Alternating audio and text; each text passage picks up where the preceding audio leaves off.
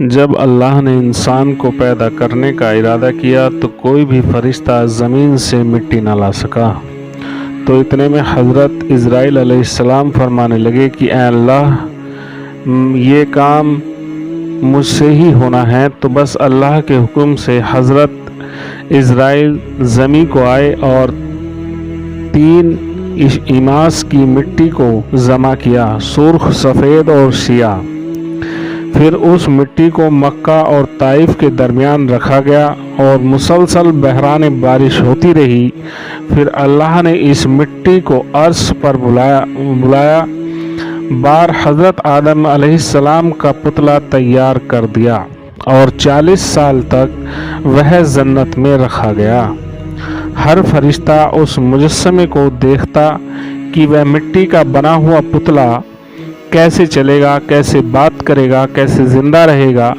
40 سال تک اللہ نے اس نشانی کو قائم رکھا اور پھر ایک دن جنت کے تمام فرشتوں کو حکم دیا کہ آج میں اپنی روح اس میں ڈالوں گا، اور جب ایسا ہو تو تمام فرشتے اس آدم کو سجدہ کر دینا۔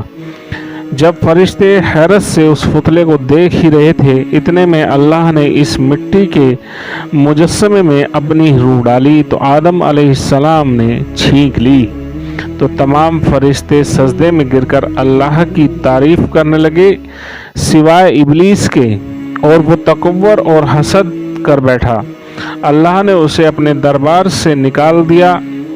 پھر اللہ نے حضرت آدم سے بیوی حوا کو پیدا کیا اور ان کی جنت میں کی گئی غلطی کے سبب ان کو زمین پر بھیج دیا گیا، اور یہ حکم نافذ کیا کہ جنت میں وہی آئے گا جو یہ ثابت کرے کہ وہ ہمارا فرمان بردار ہے۔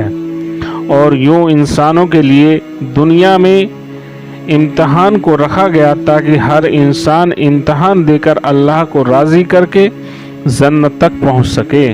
تاریخ نے لکھا ہے، جب آدم اور بیوی حوا زمین میں کو آئے 200 سال تک ایک دوسرے سے جدا رہے اور اللہ سے معافی مانگتے رہے۔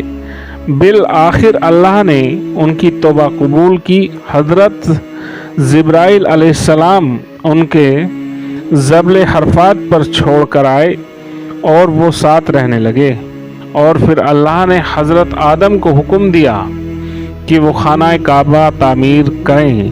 حضرت جبرائیل اور حضرت آدم نے مل کر ایک گھر کا نشان تیار کیا، جس کو بعد میں تعمیر حضرت ابراہیم علیہ السلام نے کیا، جسے آج بھی اللہ کا گھر خانہ کعبہ کہتے ہیں۔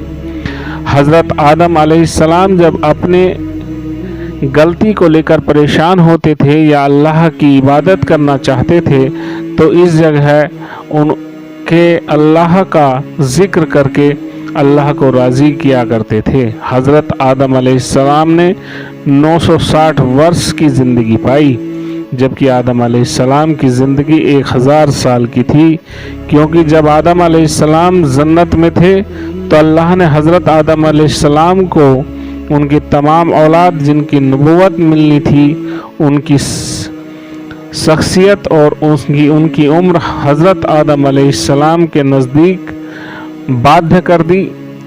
آپ نے جب حضرت داؤد علیہ السلام کی عمر کو 60 سال دیکھا تو اللہ سے کہنے لگے، اے اللہ، میری عمر کے 40 سال میرے پوتے داؤد کو دے دے۔